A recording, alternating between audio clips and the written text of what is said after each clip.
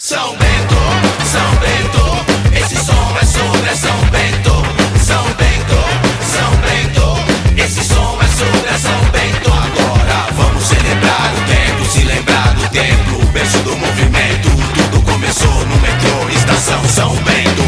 Jovem massa se movimentando, muitos perdidos se encontrando, todos em busca de diversão. Ao mesmo tempo, nesse movimento, foram absorvendo todo tipo de informação, meu irmão. Caíram no chão, limparam o chão, queimaram o chão, agora giram de costas no chão. What's up? I'm Elia Einhorn, host and producer of the Talkhouse Music Podcast. Welcome to today's live talk from the amazing flagship Sonos store here at 101 Green Street in Soho. Here at Sonos Store, they've set up 7 soundproof listening rooms where you can play whatever you want while you check out rad speakers. We've taken over the downstairs listening booth. This is the vinyl room.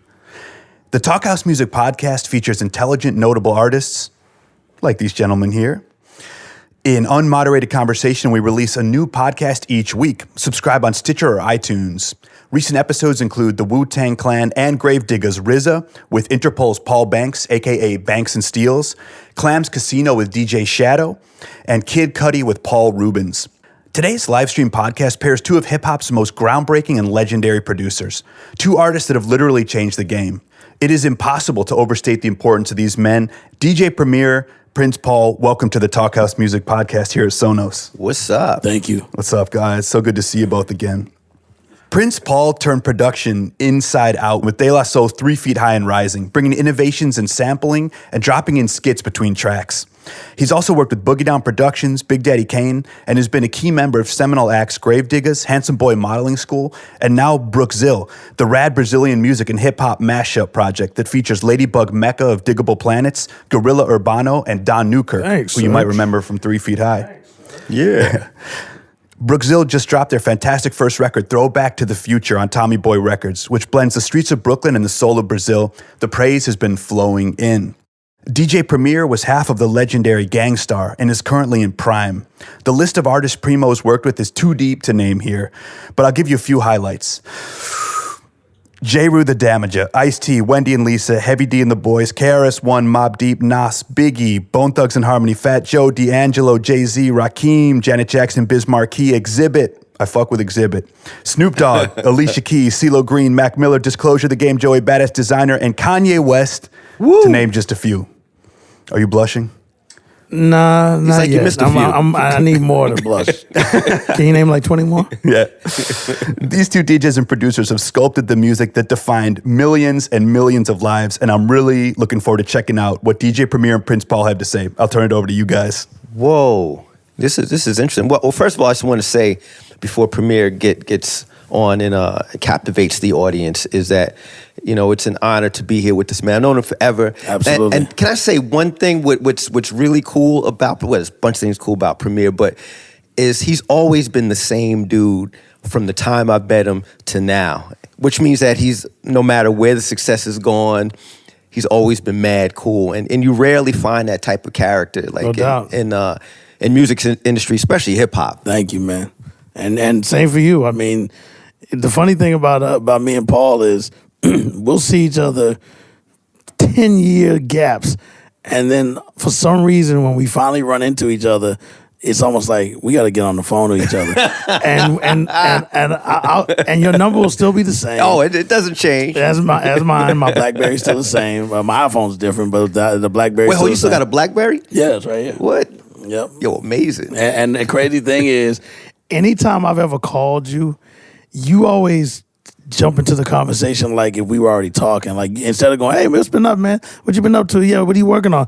It's like, hello? So, yo, man, I was thinking about the other day. You remember when such and such? Like, it's almost like we paused the conversation and said, I'll go, and it's pause, and then as soon as I go, hello, it's like, after the thing tomorrow. And it's like, and then there goes the conversation. But that shows not only are we comfortable with, I would say friendship. I know we don't hang out all the time and nothing like that, but we're from the same ilk of respecting music, not just hip hop, just music in general. You know, but which is why we get it. I remember when I saw you spinning for Tom Silverman's party. Yeah. Shout out to Tom Silverman, who's actually here. Yeah, dressed impeccably, I might add. Yeah, he's always in the duds. You know what I'm saying? and when I walked in, I'm like, damn, man, who is that? Whoever's on the wheels is killing it. And I didn't know it was you. because I was over by the bar, just to get a little loosened up.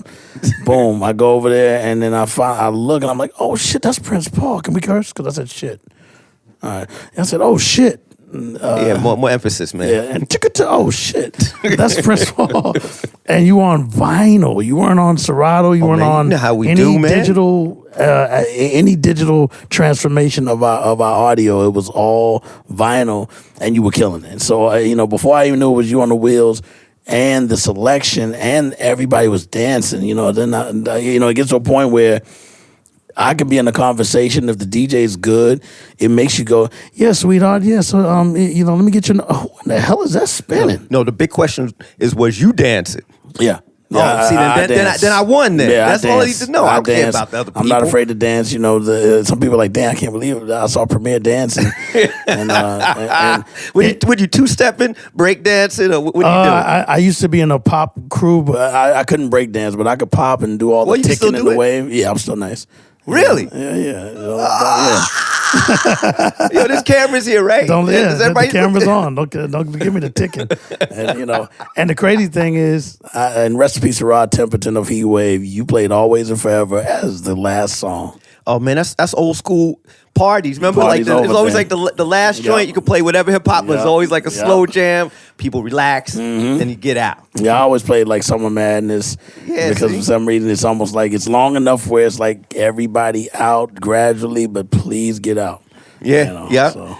Yeah, people don't, I mean, it's cool, the production stuff, but I guess people don't really realize, like, our base is being a DJ. You know what I'm saying? It's like, that's my first love. And for you to recognize that, I could tell, like, you're in the same time and space. Like, yo, you spinning wax? You been Always and Forever? Because there's a mindset that goes along with it. Yeah, because there was a girl there, I'm not going to say her name. She actually started a minor fight with me, and I don't fight with anybody.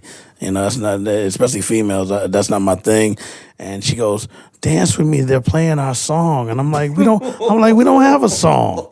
You know what I'm saying? I've known her for years. She's a sweetheart. Shout out to her. I saw her the other day because I actually saw her the other day at Dante Ross's birthday party. Shout out to Dante Ross. Yeah, and I spun over there with Large Professor and who else spun that night? Large Professor, me, Stretch Armstrong. And I saw her for the first time since she pissed me off at Tom's party. And I said, yo, I don't know if you remember this because you were pretty wasted. I said, I said, Prince Paul put on Always and Forever, and you said they're playing our song. And I was like, we don't have a song. Now you do. Now when it comes on, it's like, I'm going to remember being pushed. Hey, man, I'm here to change lives, baby. I'm just like here to make it happen. Well, now when she hears it, she's going to remember that push she did on me. And I had to play it off and laugh like, ha ha, because it's like I don't cause scenes in public, you know what I'm saying?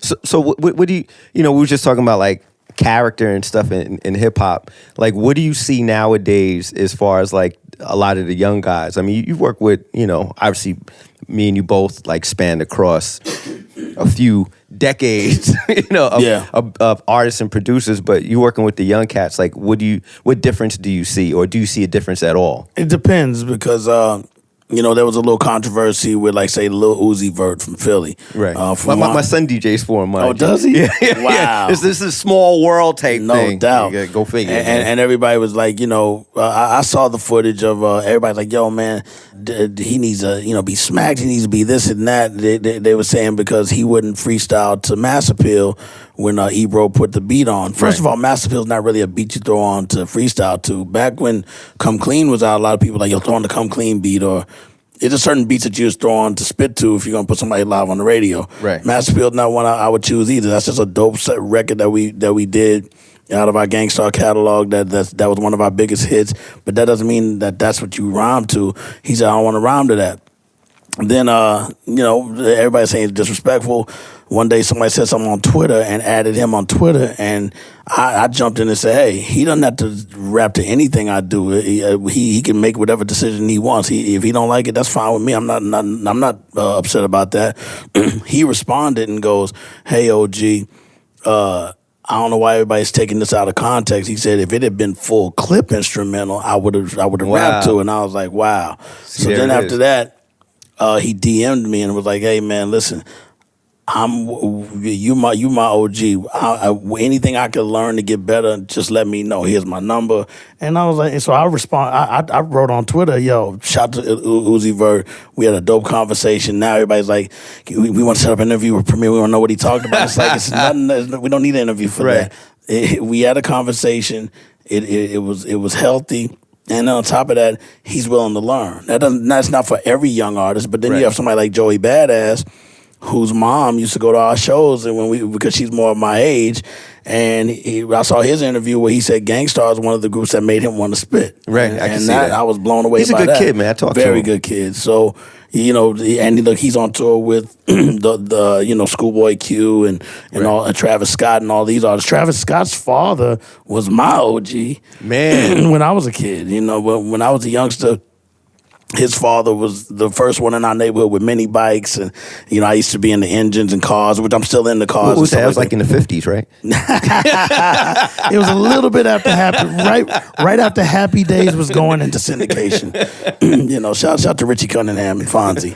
But I mean, his father, because he used to be Jacques Webster before he was Travis Scott. His uncle's name is Travis Webster. But his father Jack taught me how to play bass, drums. That's how I got nice on drums and bass because of his father. So of course he wasn't a thought at that time, but now he's a big artist with Kanye, and he's another one that doesn't do the style that I'm into, but he's from a cloth of true music people, you know what I'm saying? So he knows what's up. No question. I mean, so what do you think? Man, this is like me interviewing DJ Premier. I don't get a chance to talk to this dude too often, man. This is like me just tapping, into the brain waves. So I mean, so what do you think of collectively overall of the take on hip hop today? Well, I mean, the take like how people approach it. Because it's different. Yeah. You got to admit, from when we did it, it seems like we primarily focused on music being different, right? And biting is a crime. Where now biting is good. Yeah, I'll promote my brand before I promote my music, right? And things are a little backwards. I mean, not back, but different, I should say. I mean, what do you pros, cons? What do you see in any of those things? Well, the pro part of it is, if that's their lane and we're not into it to that style, which I'm really not into that style, but I have nieces and nephews that are in their 20s or younger that are into that. But I think it's important that our generation keeps up with it. I study everybody. I make sure I know it. Yeah, you got to know it. And I keep it in the crate. But for me, thank goodness with the internet and all of that, I am able to survive and live off of still catering to my market. Because my market's like, well, we still want more of what you do. And now I have a way to fish it out to them. I do my own DJ pool where any DJ that does radio or mixtapes or anything that's going to support the type of music I'm into. And I do my radio show every Friday on Sirius XM. It's called Live from Headquarters, which is dedicated to breaking records from the way Chuck Chill Out did it, Red Alert, Marley and Magic, Awesome 2, that type of thing, Hank Love and DNA. So being that they always play records where you're like, what the hell is that? Or whatever. I still do the what the hell is that style of breaking records, but they got to have a format sound of just the raw beats, dope rhymes, some scratching, just the elements of how we like to hear it. And so with the internet, for me, I opened up my own store, and everything's doing well, which is proof that if you cater to the market that works for you, where you have people that's also our age that'll want to do what the youngsters are doing to stay relevant, and they're not doing a good version. I was going to tell you that. Like, I see some cats, I won't name names, but they get caught up in like trying to like keep up with whatever the kids are doing. Yeah. It's almost like me wearing like super tight skinny jeans and and a tight sweater. Yeah. No offense to anybody who's wearing skinny jeans and tight sweater right now. Yeah, but like me being a man of a certain age. Yeah, like him. you know what I'm saying? And what's the new dance? What kid? Is there a dance at all now? Well, they had the whip and the nay. Yeah, and me doing the whip and the nay. Hit the quan, and all that stuff, and that's cool. It's just like I still wear shell toes all the time. I keep a pair of shell toes. But I'm saying dudes look way out of sorts. You know what gets me when I see like and no offense to guys in our generation, but just to kind of point it out, is like dudes trying to mix and match. Like you see him like with a like a sweat outfit, a jog outfit on with some hard bottoms, you know what I'm saying, and a Yankee hat, and they're like really mixing it up. You know? And I'm like, what's that? I'm sick of, dude. I still say, yo, that's deaf. Like I still keep the old slang, you know. But just like if you talk to my father, who's 87, they still say jive turkey and all that. Oh, you jive sucker, and they're not saying, oh, let me say it's lit, or it's on fleek. You know what I'm saying? Because that's not their slang. So I still say, yo, that shit is deaf. You know, and oh, yo, the party, how was the party? Like, oh, it was hype. I still say all slang from my era because I feel weird saying it's lit. I do it just joking around with my boy, Joe, it's lit, and we do stuff like that. And I'm not making fun of their slang. We were them when we were young, you know, but the only difference is we really respected the music and the pioneers that came before us.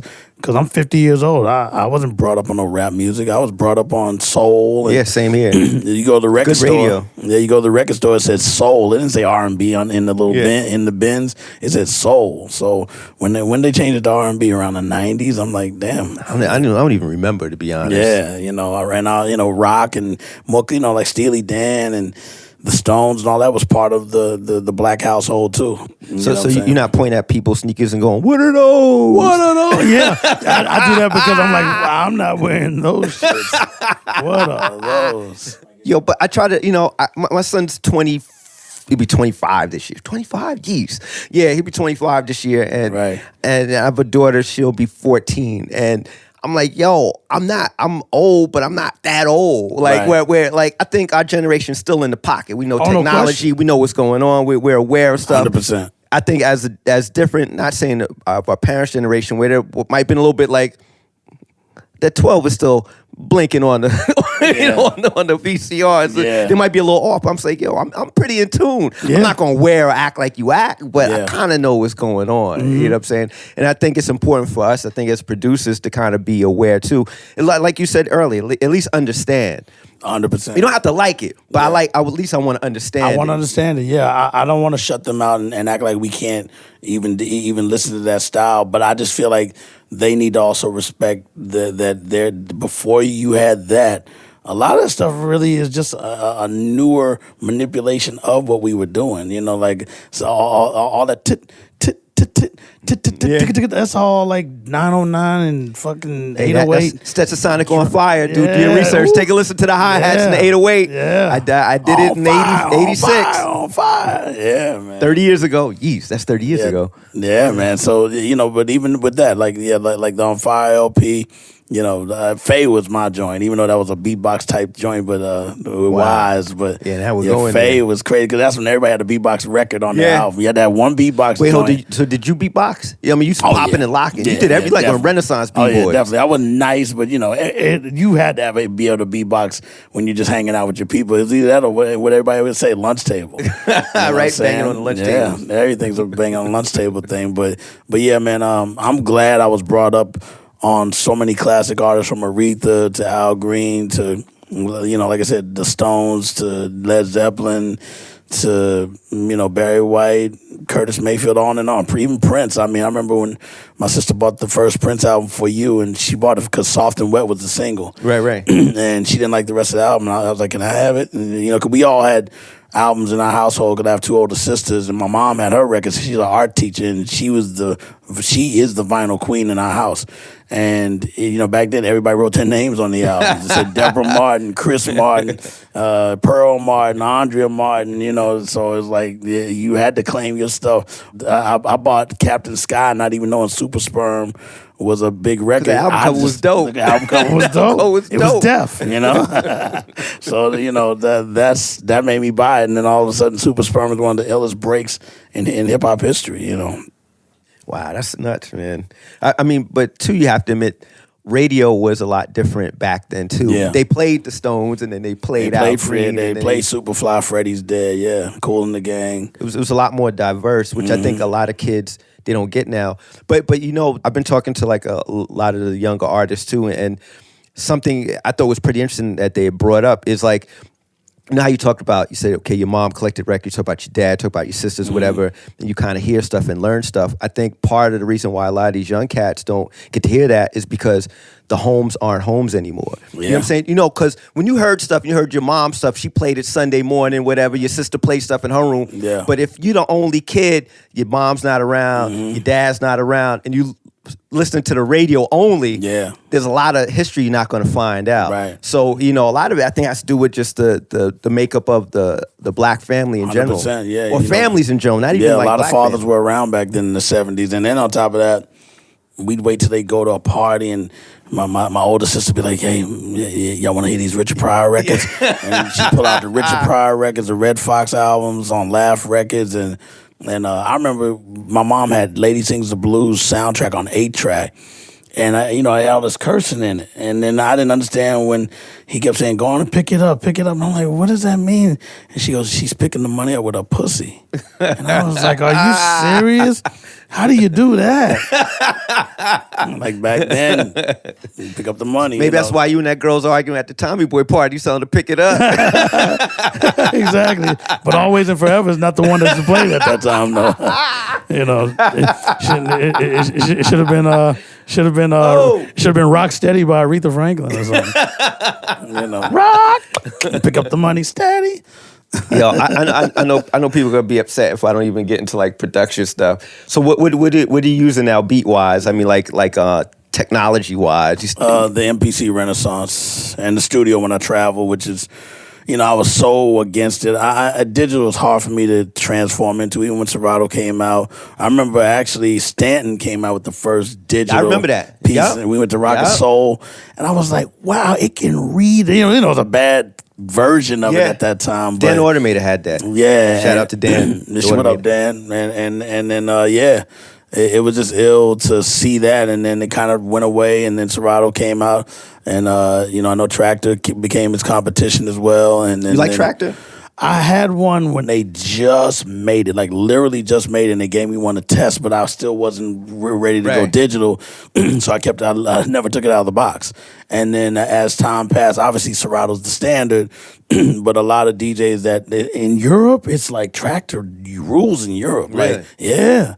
Most of the DJs in Europe is like, nah, Tractor. And they said, you don't get the little funny vibration. You know how to, if you stop the record from spinning, it starts going, and all that. They said it's very, I guess it tracks very well.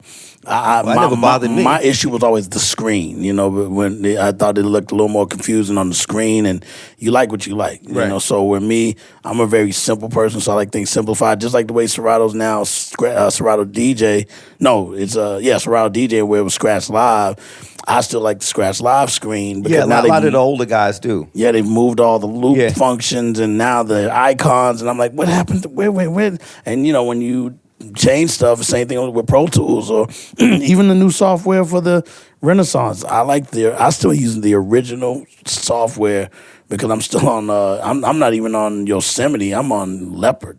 You sound like me. Oh, I will not go to El Capitan. No. Yo, you get used to what you get used to. If it works, why fix it? And then every month they update the software, then the mixer won't work because you got to update it to that software. Because everything gets thrown leave off. Leave it the way it is. Like if we're, that's like taking a Fender bass and now turning it to a Fender Twinkle, and there's no Twinkle. I don't want a Twinkle. I want a bass. Yo, man, I still got a computer that has OS 9 on it, and I got the old Pro Tools on it. Yeah. With the crack plugins. Yeah. You know what I'm saying? I'm on 8. I hate to say me too. To me, in my mind, that's the new version of Pro Tools. Because my old one is what? 5. Yeah, I had a 5. Yeah, I started with a 5 and then jumped to 8, and I'm stuck on 8, and then I have a cracked 9 on my laptop. See? But see, the thing is, I try to tell kids, it's like when you listen to it, you don't go, is he using Pro Tools 5? I get hit. You don't know. Yeah, it's your ear, man. It's your ear. You got to know. I studied you when it came to even just the De La mixes and stuff because, we were already blown away when Plug Tuning came out because I remember I was at the Memorial Center at Prairie View A&M University, and my tour manager and label manager at the time, Gordon Franklin, ran inside with my boombox and said, turn on 102 because the Magic 102 was the hip-hop station in Houston. And we just kept hearing the plug 1, plug 2, and I looked for that record the next day and saw the name, and it was just so unheard of. And then when 3 Feet High and Rising came out, and to me, I always feel like y'all are the ones that brought skits to albums, because it was like it was unheard of. It's like the gift and the curse. It was everything cool, but then skits. it's like, then everything you're like, can we please not have the skits on the records, please? But your skits were, you look forward to it because you didn't know what y'all were gonna do, and it was just so funny. I mean, the sense of humor, you got it. You know what I'm saying? And is so creative. That's the mind of genius. Great work right there. So What? Remember DJ Premier said that about my work. So in case you want to like quote that or something. Oh, facts is that's the younger generation. They go facts. But it's facts. But I think that's the cool thing about pairing us together too, is because we're both hip hop, but our styles are so different. Absolutely. But we both not even trailblazed in what we did. You know what I'm saying? And same thing, man. I have the utmost respect, man. I listen to you, I'm like, yo, the one thing, I'll not say one because I keep on saying one thing, but one of the many things that impresses me about you is consistency.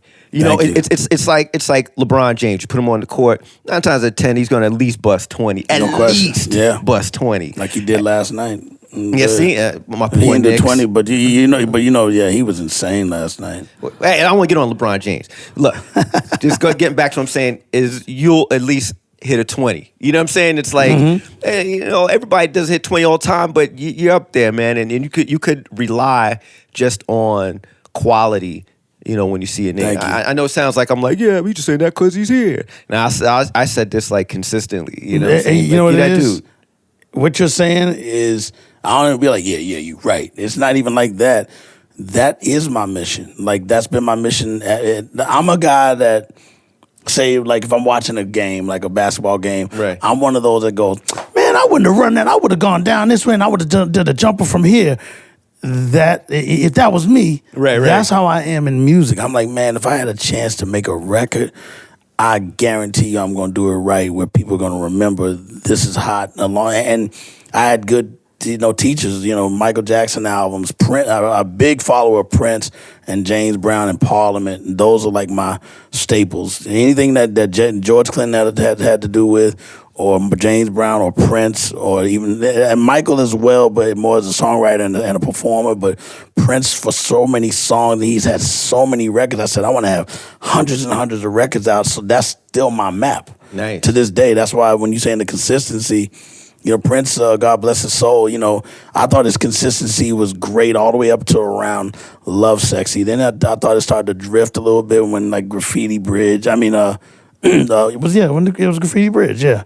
When that was supposed to be like the Purple Rain Part 2, and Mavis Staples was in it, and Tevin Campbell, and I was like, starting to get a little off there, and Prince fans can come after you now. Hey man, no, because they're gonna jump I'm you. a diehard. Prince will tell you himself, his soul is watching.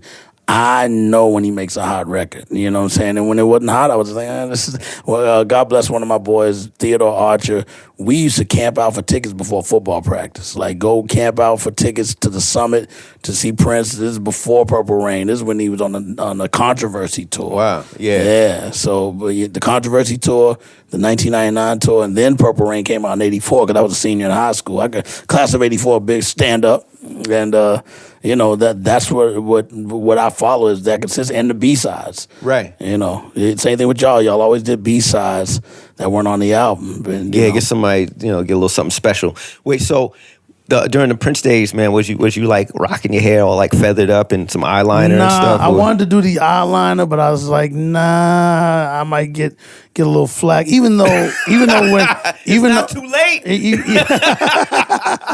Even though we were respected in school, I mean, everybody that knows me from high school and everything, we were respected in school to where if I did it, they wouldn't be like, look at you fag, and nothing like that. It would have been all good. Right. But I wanted to. Yeah, and I was like, damn, man. You heard it here today, first time on the Talkhouse. I ain't afraid. I'm comfortable in my sexuality. And I'm just saying, no ruffles. With that being said, if there's like any makeup companies that want to sponsor Mac, DJ call Premier, me Mac. hey man, that stuff is expensive, man. What are you talking about? I try to hook you up. Yeah. But I did wear a Devo radioactive suit, the yellow suit. I bought it from their fan club. You got pictures of that? Yeah. Yeah. Oh, post that on Instagram. I got to find this on a Polaroid. Please. Where I'm like, with the the whole. Post that and tag. Yeah, I had the yellow ray, and I saw Devo right before Bob Casale passed away, who's Gerald Casale's brother. They call him Bob 1. It was Bob 1 and Bob 2. I was a big Devo fan. I am a big Devo fan, and I saw them about 6 years ago. They played at Irving Plaza. Really? And I was like, man, how old are they now? And I looked at their age. At that time, they were 63 years old. Jesus. And their show was insane, just like when I saw them back in the 80s. We are Devo. Yeah, man. They're creative. And their lyrics are on some other shit. Like, they're one of the dopest groups to ever do music. And their performances are on point. Let me ask you this. Since you've been to all these like shows and stuff, is there any like group that you would have wanted to been in? You know what I'm saying? Like, man, I would love to be in Earth, Wind, and Fire. Like, if you could just mesh into like somebody's band. Yeah. Earth, Wind, and Fire. And what would you do? You can't Drums DJ. or bass. Okay. So okay. Verdine, or Freddie. Freddie was the drummer. That was Freddie White. Even that, we knew the musicians. We read the credits. Yeah, all what? that stuff. You can't read credits no more. A Kalimba production. I know it now. It's a little you can't read credits. 1500 by 1500 PNG file. You know what I'm saying? But if it said Kalimba production, I'm like, damn, that's Maurice because he plays Kalimba. And I see down Denise Williams album, I'm like, oh man, that means they're the band, and it was. It sounded like Earth, Wind, and Fire's band. The emotions, you see the Kalimba a logo, all that stuff carry with me. Having a logo that you remember, Gangstar, the way our logo is to this day is still big. We sell a lot of merch on my store. And, we make sure 50% goes to his family and to his estate. And it's dope because even without any records out, the logo and the name still generates, yeah. But yeah, Earth, Wind, and Fire, the Ozzy Brothers, Prince, of course, the Smiths, U2, the early U2. I was a U2 fan before they blew up. Devo, of course. Go pull my radioactive suit back out. Just that little group right there is a lot for me. Yeah. Yeah. B-52s too. You not into like no glam rock or anything like that? No, I was more into like Rush and AC/DC. Yeah, AC/DC, I'd love to be in their group. Rush, definitely. Pink Floyd. Yes. I'd love to be in Yes. Wow, look at this. See, these Genesis things I would have never. Genesis 2.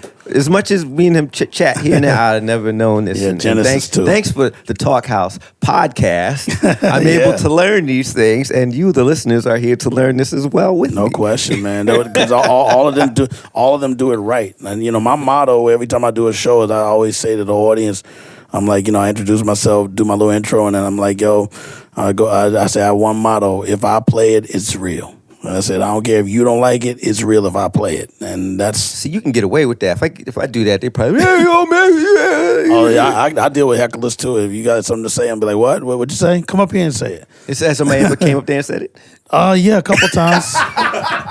They don't want it. You got tested. Yeah. So I'm one of the tough DJs that will fight you. When they did it, what happened? Tell well, the of course, when I'm like, come up here and say it, of course, the crowd goes, whoa.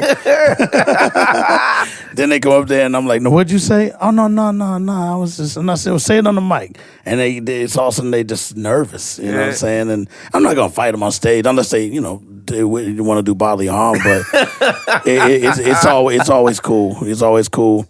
And I'll be like, give it up for him being brave enough to come up here. The crowd gives it up. I give him a high five. I might even say, here, take my hat. And, just ad lib, that's you know, nice. and the next thing you know, I go into a hot song, and the crowd's right back into it, and they remember that stuff. There's no 7-foot dude, 400 pounds. Yo, I said it. Well, if he's What you 400 gonna do pounds, I'm about going it? for his stomach, because you know that's where you knock the wind out of him, in the ribs and the stomach. So, especially if he just ate, because he's gonna, you know, cough up his burgers and He fries. said, I have no stomach. It was surgically removed. Ha ha ha. DJ Premier. I just ate chili. I said, okay, well, you know what? When I punch you in the fucking stomach, it's gonna come out your ass, and that's gonna be messy. And on that beautiful note, we just have a couple. We got to get you out. I know, man. Out to Brooklyn. Oh, man, that made me laugh. Prince Paul, DJ Premier here on the Talkhouse Music Podcast. Guys, this has been hilarious. It's been hard not laughing into these mics. But we got a few questions for you guys. Okay. And something you were just talking about kind of leads in. Premier, you and I have geeked out a couple times to the Smiths. And, you know, we've gotten deep with that. And we got a question Morrissey here. 2 years ago at the Garden.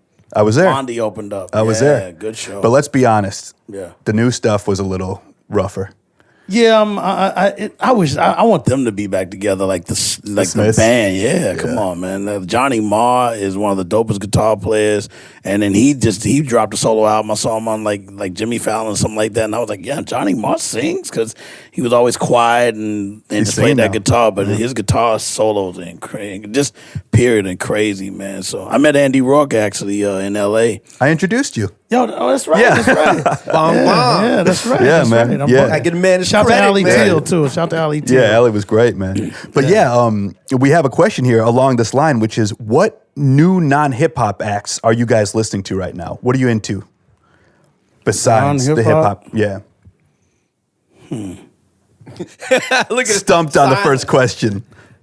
Paul, what are you listening to, man? Man, I've been going backwards, you know, and since I did the Brookzilla record, Throwback to the Future on Tommy Boy Records, since I did the Brookzilla record, I've been really just going into a lot of Brazilian music, you know, Georgie Ben, you know, we can go on and on, but as far as like new acts, yo, I don't know. That's where Premier has the expertise, and whatever he says is what I'm going to listen to. So, Premier, who you been listening to? I'm like, He's checking his playlist right now. Oh, don't cheat. Don't look at your phone. I like Alabama Shakes. Okay. Yeah, okay. Amazing. Her voice is Yeah. Okay. it's just so strong and powerful. Who else? I'd say Alabama Shakes and And Premier. Premier listens to Premier. I honestly don't. And people, seriously, I don't listen to my own stuff. You know, because I got to perform it, so I'm gonna hear it, and I make it for the people. So I mean, when it's brand new and I just finished, like say if I just finished an album, yeah, I'm gonna bump it for a couple of months just to make sure. Damn, I should have gone back in there and fixed that horn level and things that'll bother me in a mix. But other than that, I never listen to my own stuff. That's why when people say, "Yo, what's your favorite song that you produce?" I get off on other people's music. So other people's music makes me want to go make another record, but I don't listen to my own stuff like that. I just don't.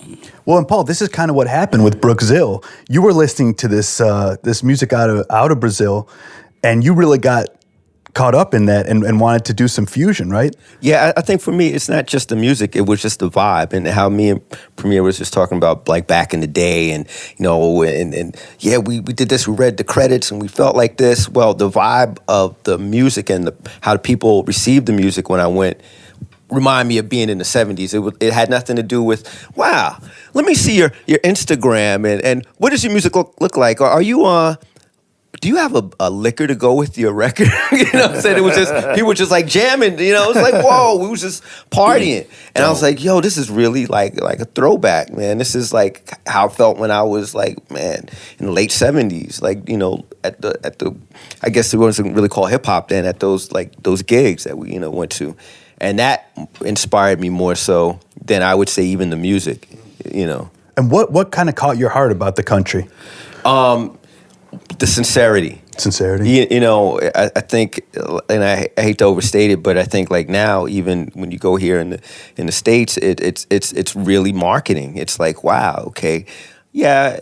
I mean, I'll give you an example. Like, I'll post new music, and people, a handful of likes. I'll post a picture, 1 billion likes. I'm like, right. you know, it's that. And people always say, "What music? Yeah, your music. We love your music. Yeah, check out the music." All right, here goes something new. And you just hear crickets. Put out a picture of me, with me with a clown hat. Man, 1 billion likes. You're Latin quarters and stuff. Yeah. Oh, the old school picture, man. It'll go out Primo in the Devo suit. yeah. Oh, with him in the Devo suit. Oh man, I gotta find it. It's on a Polaroid. We'll tweet that out from the Talkhouse when we get there. Yep. Or my Texas driver's license with a flat top that was not even. It was a little cut, not cut well. Hey, man, that's like the future Gumby, man. Yeah. We just have a couple more questions before we wrap up real quick. This is from Mary Ralph in Louisville, Kentucky. During the Handsome Boy modeling school era, it seemed like a time when DJs and producers started to get their proper respect, but that faded pretty quickly. Will producers and DJs ever get more than an occasional shout out from the MC? Wow. Well, I hope so. I mean, the producer is the lifeline. I think the weird thing about, man, I hate to go, but back then we did, but I have to do that in order to compare. I think the thing about our era producers, when I say me and Premier, is that everybody had somewhat of a distinct style, or they try to make a distinct style. I think that same respect for producers to get today, you're going to have your own style, because a lot of cats will come on and you don't know who it is. It's like you could throw it up in the air. Like, that could be this guy, or this guy. Yep. I mean, they might have, get 1 billion, downloads and views, but it's like, man, does he sound like the next dude? If you put on a Premier record, and even if you talk about Prime with using Adrian Young's music, you could still tell it's Premier. You know what I'm saying? Because he has a distinct style. And I think, until cats really kind of define themselves, then maybe the producer will get extra shout out. But right now, you can name any producer and everybody go, yeah, that sounds like him. 100%. We got a question here. Eric B. and Rakim are rumored to be reuniting. Will either of you guys be working on this project? That sounds like a Premier thing. Shoot, I would do it in a heartbeat. You know what's going to happen? They're going to call Premier, and then Premier, being a good friend, is going to call me in, and then we'll work on it together. There you go. You like that? Put that. It'll be the first. I'm going to will that. It'll be the first Eric and Ra album with skits. Yo, Ra. Yo, drop the mic. It shouldn't be holding. Yo, pick it up. Something like that. Yeah. And then they'll say, Eric needs a Luden. That's that. Prince Paul, DJ Premier, thank you so much for being with us. No, thank you. To our watching audience, check this out. Brookzilla, Throwback to the Future, out now on Tommy Boy Records. One of the best joints I've heard in literally years. Paul, you guys are going to be hitting the road a little bit, I saw? Yeah. The plan is for next year, we'll be out there doing our thing, and I'm looking forward to it, man. And I want to go overseas and see if they're really using Tractor, like Premier just said earlier. Yeah, a lot of people in Europe really do. We know our dude Andy Rourke uses Tractor. Yeah. Really? Okay. Yeah. That's a new one that I just learned. Primo, what's next for you, man? I have 4 projects that's coming out. There's a new artist from Long Island, New York, named Tori Wolf. We've been dropping singles here and there and videos and whatnot. She's coming out with an album called Flow Riot. I produced the whole album along with King of Chill, who's a legendary producer in hip hop. Yeah, shout to him. So we did the project. She's a singer-songwriter, and she's a drummer and a guitarist. So she comes from a group, all-female group called Wolf Prize. So the Tori Wolf is kind of like her solo thing with Wolf still in it. Me and MC8 from Compton's Most Wanted just did a project called Which Way Is West.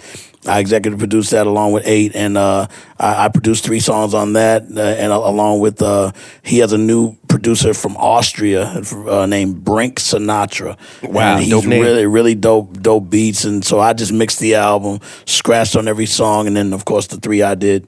Bumping the Freddie Fox is on it, Rage, Corrupt, Exhibit, Dub C, Shout out to Freddie Fox. Big Mike from the Ghetto Boys. It's really a dope album. Yeah. Shout to Melee, who's an up and coming artist from the West Coast, that's down with Lynch Mob Records through Ice Cube's label, and then also a group called the NYGs, which stands for New York Giants. They're part of the Gangstar Foundation family. They're from the Bronx and Uptown New York, and they have an album, Straight Raw. They're in their 40s. The album is really a true New York sounding album, production-wise and lyric-wise. And the album's called Hustlers Union Local NYG. When's that dropping? We're mixing right now. And then we started, also me and Royce 5'9" started the Prime 2 album. We're pretty much almost done with that.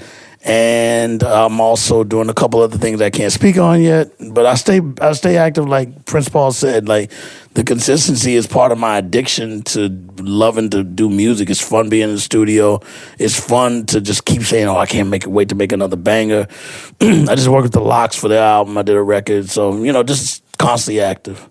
This is why my introduction with 33 names didn't even come close. It's always up there, man. I'm like, and.